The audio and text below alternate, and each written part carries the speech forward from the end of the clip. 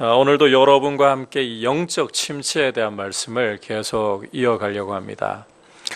오늘은 조금 여러분이 느끼시기에 딱딱하게 느껴질 수도 있는 부분이지만 사실상 이게 영적 침체 부분에서 가장 중요한 부분이라고 생각을 하셔도 과언이 아닌 내용입니다. 그래서 오늘 말씀은 귀를 세우고 들으셔야 할, 사탄이 가장 이 부분만큼은 교회가 굳게 붙잡지 못하도록 이 교회 역사를 보면 시시때때로 흔들어 온 내용에 대한 부분입니다. 그래서 여러분께서 오늘 말씀을 잘 귀 기울여 들으면서 칭의에 관한 부분이에요. 이 영적 침체와 이 칭의라는 것이 어떤 관계가 있는가를 잘 생각하시면서 말씀을 들으시길 바랍니다. 오늘 우리가 이 갈라디아서 말씀을 보고 있는데, 이 갈라디아 지역은 사도 바울이 1차 전도 여행 당시에 복음을 전하고 교회를 세웠던 지역입니다. 처음 갈라디아 지역 교회들이 사도 바울을 통해서 복음을 받고 회심했을 때만 해도 이들은 사도 바울을 정말 지극정성으로 받들었고, 또 사도 바울이 전하는 말씀이라면 철저히 순종하려고 했습니다. 갈라디아서 4장 14절과 15절을 보면 어느 정도로까지 사도 바울을 존경하고 그가 전하는 말씀을 그렇게 철저히 순종하려고까지 했는가, 이렇게 말씀을 하고 있어요. 너희를 시험하는 것이 내 육체에 있으되 이것을 너희가 업신여기지도 아니하며 버리지도 아니하고 오직 나를 하나님의 천사와 같이 또는 그리스도 예수같이 영접하였도다. 내가 너희에게 증언하노니 너희가 할 수만 있었더라면 너희 눈이라도 빼어서 나를 주었으리라. 자, 방금 여러분에게 들려드린 말씀대로 사도 바울이 갈라디아 지역에 처음 복음을 전할 때 사람들이 딱 봐도 굉장히 꺼림직한 이 사도 바울의 육체에는 사람들이 시험에 들 수도 있겠다 싶을 정도로 꺼림칙한 육체의 가시가 있었다고 지금 사도 바울이 분명히 이야기를 하고 있죠. 학자들은 이게 뭔가, 이 육체의 가시가 뭔가 의견이 분분합니다. 어떤 이들은 뇌전증, 쉽게 말해서 간질, 복음을 전하다가 거품을 물고 넘어지는 이런 일이 있었다라고 해석하기도 하고, 또 어떤 이들은 안질, 사도 바울이 다메섹 도상에서 부활하신 영광의 주님을 만났잖아요. 그 순간에 이 육체의 눈이 멀어버렸습니다. 물론 사흘 후에 아나니아의 안수로 눈에 이 비늘 같은 것이 벗겨지면서 다시 보았지만, 하지만 평생에 하나님께서 육체의 가시로서 사도 바울에게 두셔서 교만하지 않도록 안지를 허락해 두셨다. 의견이 분분해요. 하지만 오늘 말씀, 이 갈라디아서의 말씀을 통해서 볼 때 눈이라도 빼어서 주었으리라, 이런 걸 보면 안질이 아닐까, 제 개인적으로는 그렇게 추측을 해봅니다. 이게 뇌전증이든 안질이든 간에 중요한 것은 사도 바울의 육체는 누가 봐도 참 이 보는 사람이 너무너무 불편하고, 이 외모로 보면 이 사람 별 볼일 없는 사람이구나, 이럴 만한 육체의 가시가 있었지만, 하지만 갈라디아 교회의 성도들은 처음 이들이 말씀을 받을 때에 사도 바울을 업신여기지도 않았고 버리지도 않았습니다. 오히려 그들은 하나님의 천사처럼, 심지어 예수 그리스도를 영접하는 것처럼 사도 바울을 영접하고 그 말씀에, 그가 전하는 말씀에 순종하려고 했다. 이게 이 갈라디아 지역 교회들의 성도들 모습이었습니다. 굉장히 아름다운 모습이에요. 자, 그런데 사도 바울이 갈라디아서를 기록해서 편지를 보낼 당시에는 처음 그랬던 모습과는 완전히 달라진 갈라디아 교회의 모습을 또 볼 수 있습니다. 사도 바울이 3장 1절을 보면 갈라디아 교회 성도들에게 어리석도다 갈라디아 사람들아, 어리석도다. 4장 15절을 보시면 너희의 복이 지금 어디에 있느냐?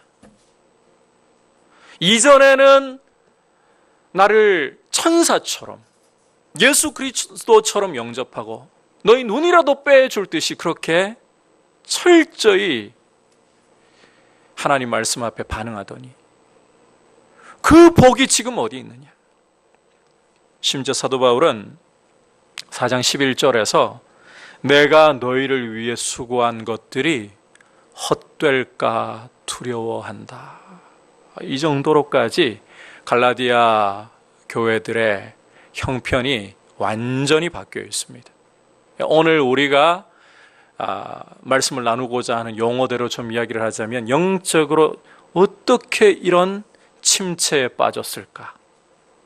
모양이 교회가요 그냥 확 가라앉아가지고 아무런 열기도 없다, 이건 공동묘지에 들어간 것 같다, 이런 이야기를 하자는 게 아닙니다. 겉으로 볼 때는 교회가 나름대로 살아 움직이는 것처럼 보일 수도 있습니다. 하지만 영적으로 주님의 시선으로 들여다보면 이 갈라디아 지역교회는 침체에 빠져있는 심각한 문제에 봉착해 있는 모습이라는 겁니다.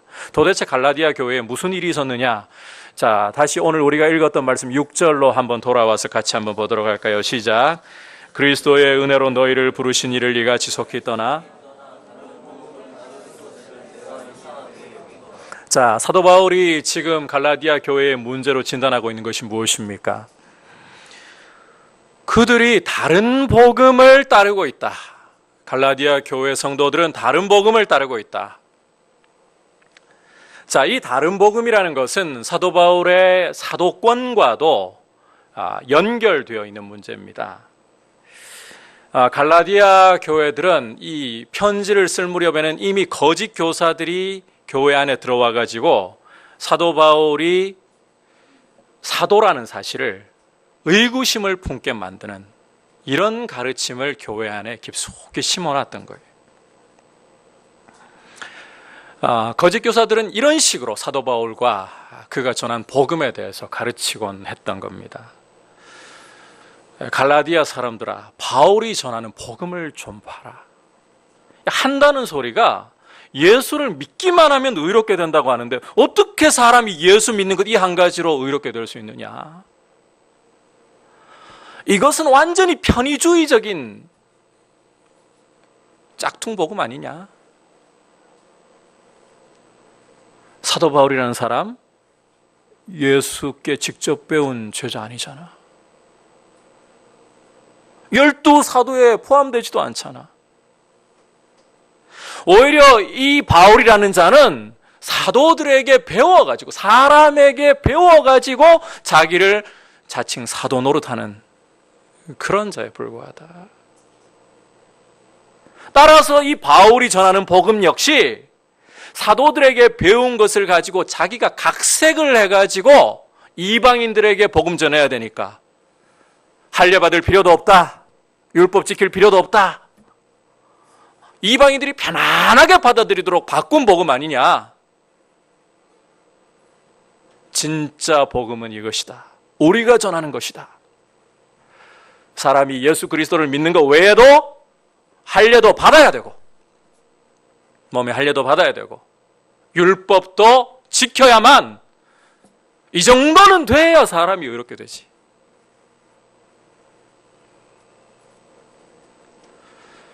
이런 이 유대주의적인 가르침이에요. 율법주의적인 가르침이에요. 이런 가르침이 갈라디아 교회에 깊숙이 들어와 있기 때문에 사도 바울은 여러분 오늘 읽은 말씀 1절부터 보시면 다른 편지들하고 좀 달라요. 사도 바울의 13편지들 중에서도 다른 편지들하고 좀 달라요. 편지를 시작하면서부터 사람에게서 난 것도 아니요, 사람으로 말미암은 것도 아니요, 자신의 사도권이 사람에게서 배워서 세워진 이런 문제 아니다라는 거예요. 그리고 또 편지 머리에서부터 복음을 요약하면서 문안 인사를 할 정도로, 자, 왜 그런가 하면요, 이 사도권이 무너진다, 사도라는 사실이 무너진다, 그러면 사도 바울이 전하는 복음의 권위가 무너지는 거잖아요. 그리고 복음의 기초가 흔들려 버린다면 그 위에 서 있는 모든 신앙 체계는 결국은 흔들릴 수밖에 없고 무너질 수밖에 없는 그런 형편없는 건물을 쌓는 것과 같기 때문입니다. 아니나 다를까 이 갈라디아 교회 형편을 보면 잘못된 가르침을 복음이라고 받아들이고 있으니까, 이 신앙의 기초가 잘못되고 있으니까 자기도 모르게 사도 바울이 개탄할 정도로, 탄식하며 질책할 정도로 심각한 영적인 상태에 처해 있는, 겉으로는 교회 모양 이루고 겉으로는 활동이 있을지 모르나 사실은 속에서는 침체를 거듭할 수밖에 없는 그런 흐름으로 갈라디아 교회가 흘러가고 있었다는 것입니다. 참 생명과 하늘의 기쁨이 충만하고 성령의 열매를 맺는 모습으로 교회가 나아가야 되는데, 오히려 할례를 받아야 된다, 율법을 지켜야 한다, 그래야만 사람이 의롭게 된다, 사람의 행위를 강조하기 시작하고 종교적인 외형을 강조하기 시작하면서 교회는 육체의 길로 치닫는, 이러면 틀림없이 교회 안에 자라나는 게 뭔가 하면요, 자랑이에요. 자랑. 육체의 자랑질이에요. 너 언제 할례 받았니? 우리로 치면 언제 세례 받았니? 나 이래봬도 세례 받은 연수가 벌써 10년 이상이야, 뭐 이러면서 집사 직분은 언제 받았어? 이런 식으로. 더 심각한 문제는 이런 그 잘못된 가르침과 거짓 교훈이 교회의 기초를 흔들기 시작할 때는 단순히 한 개인 차원이 아닙니다. 교회 전체를 집단적인 영적 침체로 빠뜨리는 엄청난 결과가 초래되고 있는 거예요. 이게 지금 갈라디아 교회가 처해 있던 영적 현실이었습니다. 여러분, 이것을 보면 교회의 지도자의 자리에 있는 사람들, 특히 하나님의 말씀을 가르치는 사람들이 복음을 제대로 정리를 하고 있어야 돼요. 이 복음에 대해서 제대로 정리가 안 되고 자기도 복음 위에 튼튼하게 서 있지 못하면서 다른 사람들을 가르치고 훈련시킨다, 같이 망하는 겁니다. 그런데 이런 생각을 우리가 좀 해볼 필요가 있어요. 과연 갈라디아 교회 안에 파고들었던 거짓 교사들, 이 사람들이 자신들이 정말 거짓된 가르침을, 잘못된 가르침을 교회에게 주고 있다라고 인식을 하면서 그렇게 교회를 가르쳤을까요? 여러분 생각이 어떠십니까?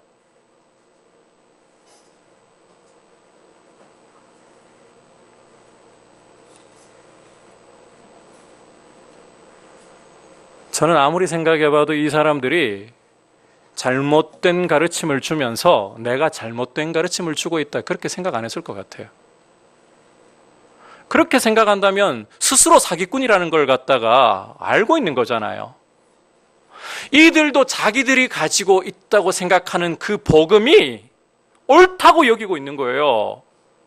할례도 받고 율법도 지켜야 사람이 의롭게 될 수 있다, 이게 옳다라고 굳게 확신을 하고 있는 거예요. 이게 더 환장할 노릇인 거예요. 틀렸는데, 잘못되었는데 확실하다고 나름대로 그렇게 속에서 자신감을 가지고 사람을 가르치니까 이게 미치고 환장할 노릇인 거죠.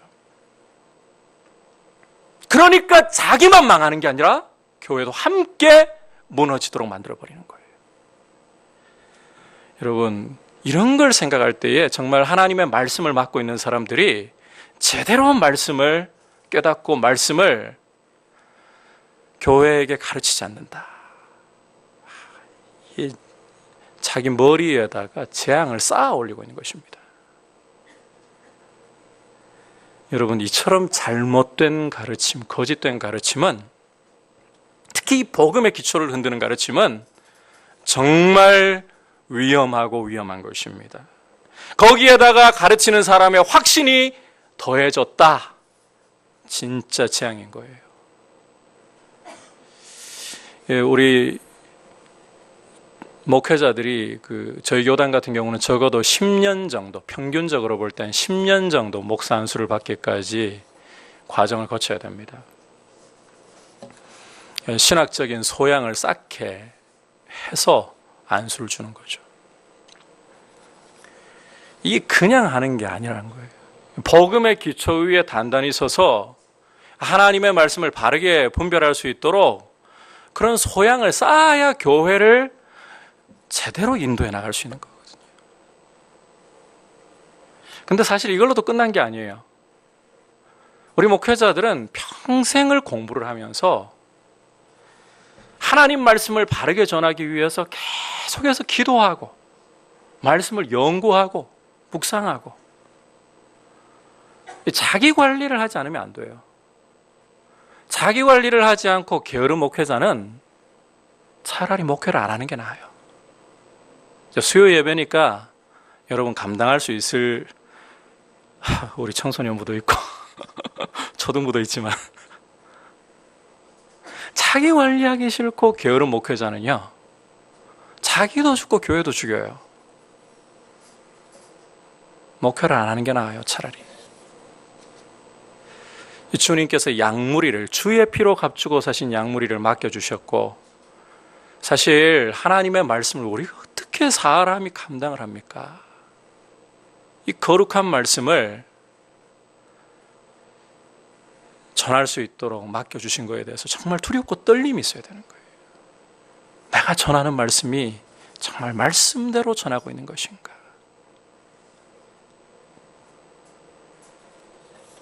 여러분 오늘은 딱딱할지라도 이 이야기를 잘 들으셔야 됩니다. 정말 성경적이지 않은 잘못된 가르침은 교회를 겉으로 볼 때는 잘 가는 것처럼 보이게 만들지 모르나 속으로는 골마 들어가고 깊은 침체로 빠져들어가게 만드는 위험하고 위험한 교회의 근간을 흔들어 버리는 것입니다.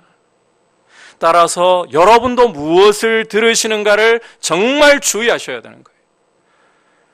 신박하고 뭔가 이 영적으로 뭔가 특별해 보인다 이런다고 따라가시면 안 돼요. 하나님의 말씀대로 전하고 있는 것인가? 그래서 특히 정말 제대로 검증된 분들 아니면요 여러분 저는 열려있는 사람이에요. 은사에도 열려있고 능력에 대해서도 열려있고 자라난 배경이 그래서 그런 부분들 열려있어요. 그런데 예언기도 해주는데 함부로 가시면 안 돼요. 제가 한 번씩 그런 이야기 드렸습니다만 과거 그 예수원의 대천덕 신부님 이분은 한국교회 안에서도 이 대언 사역에서는 그 인정을 받는 분이에요. 이런 분이 스스로 하는 이야기가 내가 대언하는 것 중에 한 30% 정도밖에 맞지 않다 그래요. 함부로 이 예언 기도를 해준다고 하는데 검증을 하지 않고서 여러분 하나님의 말씀을 가지고 검증하지 않고서 예언 기도 해준다고 함부로 여러분 머리 뒤밀었다가 큰일 날 수가 있어요. 그 예언이 여러분의 발목을 붙들어 가지고 인생이 정말 안 가도 될 길로 엉뚱하게 끌려가는 하나님께로부터 오는 자유가 아닌 족쇄에 매여가지고 인생 망치는 수가 있어요.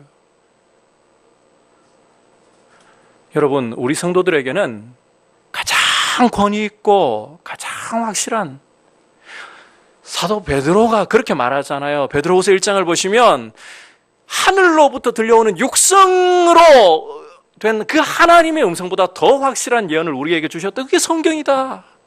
모든 그리스도인에게 다 주신 거예요. 이 음성 안에서 분별해야 되는 거예요. 무엇을 듣는가? 여러분 주의하셔야 됩니다. 여러분도 성경을 알아가고자 노력을 하셔야 되고 그래서 정말 교회 안에 바른 가르침이 풍성하게 일어나도록 강단에서부터 제가 극동방송 편성표를 교회에 좀 갖다 비치해달라고 해가지고 편성표를 보니까 와 목회자 방송 설교 엄청나요. 극동방송만 해도 한 방송만 해도 일주일 안에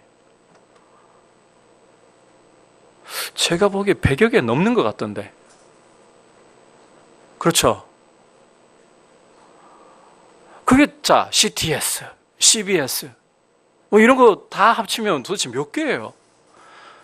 그래서 설교 홍수 시대라고 부르는 거예요. 그런데 그 중에서 진짜 말씀 제대로 들을 만한 부분들, 또 분별해서 들어야 될 부분들이 또 있어요. 사실 방송 설교를 한다고 다 옳은 것은 아니거든요. 이러다 끝이 없을 것 같아서 여기까지만 하고요. 이제 다시 우리 6절 7절로 한번 돌아와 봅시다. 같이.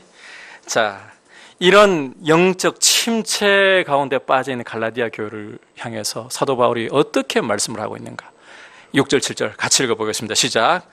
그리스도의 은혜로 너희를 부르신 이를 이같이 속히 떠나 다른 복음을 따르는 것을 내가 이상하게 여기노라.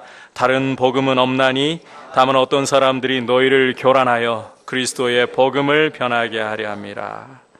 자, 지금 사도 바울은 갈라디아 교회가 이렇게 다른 복음 따르는 것을 보고 이렇게 표현을 하고 있어요. 그리스도의 은혜로 너희를 부르신 이를 이같이 속히 떠나.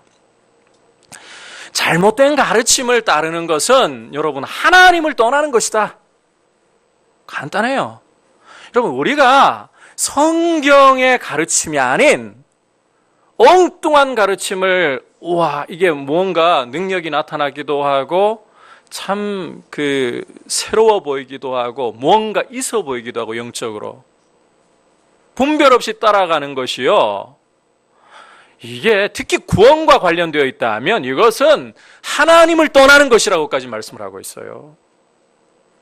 하나님을 떠나는 것이다. 사도 바울은 분명히 강조하고 있습니다. 우리가 전한 복음 외에 다른 복음이라는 것은 있을 수가 있다 없다? 없다. 예수 그리스도께서 보혈을 흘려서 그 피로 우리의 죄를 사하시고 하나님 앞에 우리를 의롭게 하신 이 일, 이것을 믿음으로만 얻는다는 이 구원의 복음 외에는 다른 복음은 있을 수가 없는 겁니다. 그럼에도 불구하고 여기에 할례라는 율법 준수라는 인간의 행위와 종교의 형식을 더해야만 구원 얻는다? 이것은 지금 사도 바울이 다른 복음이라고 이야기했지만 사실상 이렇게 아예 비하해버리고 있습니다. 너희를 교란하게 만드는 것이라, 교회를 교란시키는 것이라, 그리고 복음 자체가 아니라, 여러분, 오직 그리스도의 공로로만 우리가 하나님 앞에 설 수 있다라는 이 그리스도의 완전한 의를 오직 믿음으로만, 우리가 무언가 노력을 해서가 아니라 그저 믿음으로만 얻는다는 이 구원의 복음 외에는 인간의 어떠한 행위나 종교의 형식이 부과되어진다 하면 이것은 복음을 교란하는 것입니다. 교회를 교란하는 것입니다. 복음 자체가 아닌 거예요.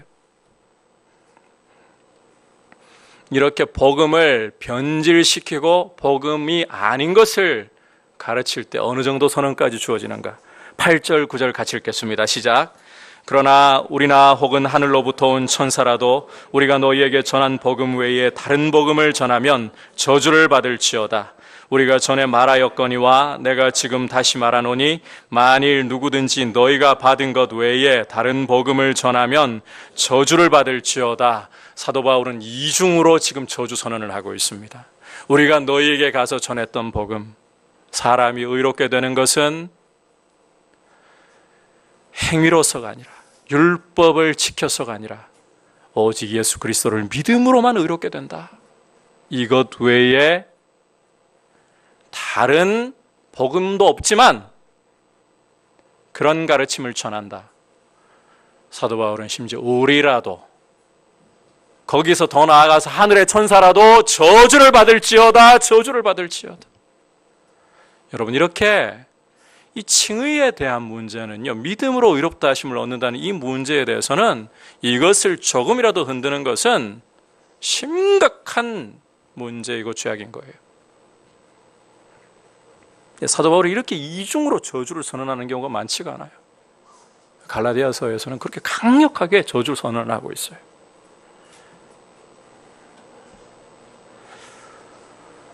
그리고 10절을 보시면 사도 바울은 내가 괜히 이런 소리 하는 게 아니다. 나는 사람을 기쁘게 하려고 하는 게 아니라 오직 하나님을 기쁘시게 하려고 하는 것뿐이다. 사람이 호응해 준다고 거기에 맞춰가지고, 사람이 좋은 반응 보인다고 거기 맞춰가지고 그냥 듣기 좋은 대로 이야기를 했어야 되겠냐. 여러분, 이렇게 거짓된 가르침이라는 것은 교회를 근본적으로 무너뜨리는 가장 무서운 침체의 원인입니다. 제가 오늘 설교로 이제 영적 침체에 대한 말씀을 좀 여기서 끝맺고 또 이제 다른 부분들을 이야기를 다음부터는 또 나누려고 하는데, 가장 무서운 침체의 원인은 잘못된 가르침, 거짓 가르침입니다. 반대로 이 침체를 딛고 일어설 수 있는 가장 중요하고 가장 강력한 것은 여러분, 그리스도로 말미암아 하나님 앞에 의롭게 됩니다. 이 교리 위에 굳건하게 서 있는 거예요. 여러분, 이 부분이 여러분이 견고하게 흔들리지 않고 서 있다면 사탄은 여러분을 흔들어 놓을 수가 없어요. 흔들어 놓아도 여러분은 일어설 수가 있는 거예요. 저는 오늘 이 밤에 여러분들에게 질문하고 싶습니다. 수요 예배쯤 오신다면 충분히 아시리라고 생각하기 쉽지만, 저는 여러분들에게 오늘 다시 한번 도전하고 싶습니다. 여러분은 사도들이 전해준 복음의 기초 위에 든든히 서 있습니까? 여러분 자신은 아담 안에서 하나님을 반역한 죄인이라는 사실을 인정하고, 모태로부터 우리는 죄의 오염을, 온 우리 머리끝부터 발끝까지 모든 전인격이 죄로 인한 오염으로 쓸모가 하나도 없다는 것, 선을 행할 수가 하나도 없다는 것, 그리고 이 죄에 대한 책임을 가지고서 하나님의 진노 아래 있다는 것을 성경 말씀대로 받아들일 수 있겠습니까? 그리고 이와 같은 죄로부터 건진받을 수 있는 유일한 길은 다른 데 있는 것이 아니라 오직 우리를 위하여 우리의 죄와 허물을 대신 짊어지시고 십자가에서 우리 대신 하나님의 저주와 진노를 당하신 예수 그리스도를, 그 보혈의 공로를 믿음으로만 된다는 것도, 우리가 하나님 앞에 의롭게 설 수 있는 것도 우리의 의가 아니라 그리스도께서 이루신 그 의를 통해서 오직 하나님 앞에 설 수 있다는 것, 여러분 고백하십니까? 이것보다 중요한 거 없는 거예요. 제가 영적 침체에 깊이 3년 반 동안을 빠졌을 때 사탄이 궁극적으로 흔들었던 게 이거였어요. 칭의의 문제였어요. 여러분, 우리가 하나님 앞에 뭔가를 해서 우리의 자격으로 인정받으려고 하지 마십시오. 사랑받으려고 하지 마십시오. 그럴 수가 없어요. 그렇게 우리의 공로로서, 우리의 자격으로서 하나님께 인정을 받고 뭔가 칭찬을 받고 사랑을 받고자 한다면 단호하게 말씀드릴 수 있습니다. 그리스도의 은혜로부터 끊어지는 길을 선택하는 것입니다.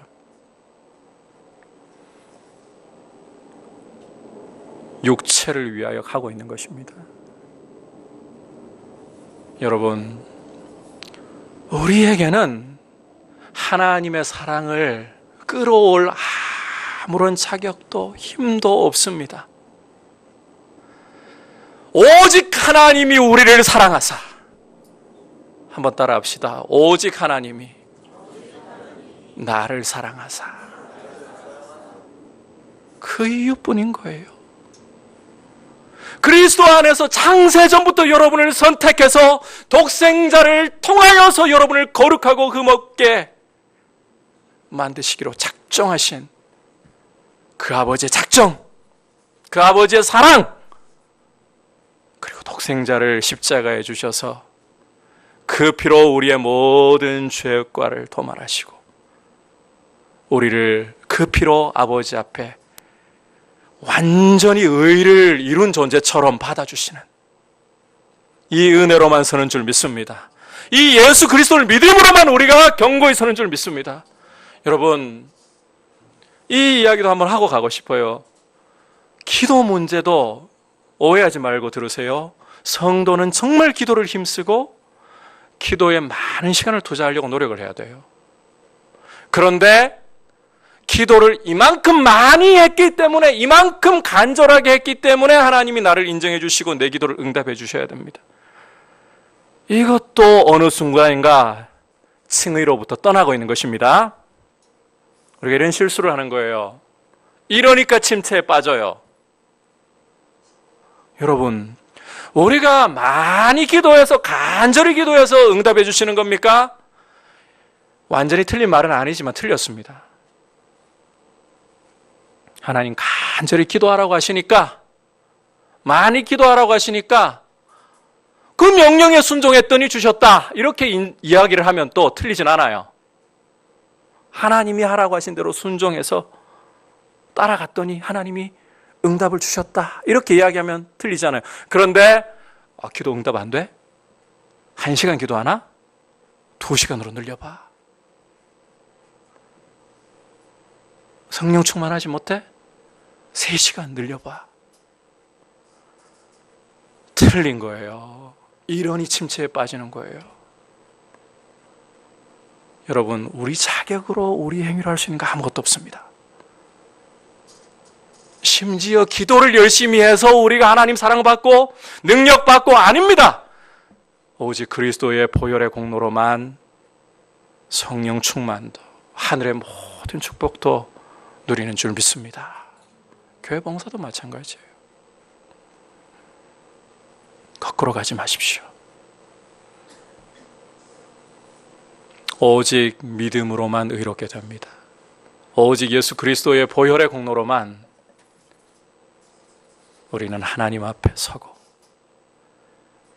우리가 무언가 큰 일을 이루었다고 생각할 때에도 이제는 그렇게 고백하십시오. 내가 했습니까? 사도 바울의 고백처럼 나를 통하여 하나님이 하셨습니다. 나와 함께 하신 하나님의 은혜가 이루었습니다. 이 고백 가운데 있다면 여러분, 때로는 영적인 깊은 골짜기로 빠져 들어갈 때에도, 사망의 흠침한 골짜기를 다닐지라도 여러분은 독수리와 같이 날개치며 올라가는 든든한 반석 위에 서 있는 성도들로, 마귀의 어떤 정죄와 어떤 유혹에도 결국은 그 모든 유혹의 파도를 타는 승리자들로 하나님이 세워가실 줄 믿습니다. 이 승리의 확신을 우리에게 찾지 말고 그리스도의 그 완전한 의 안에서 찾으십시오. 오직 믿음으로만 된다는 사실을 기억하시기를 축복합니다. 오늘 말씀을 생각하면서 우리가 함께 기도하도록 합시다.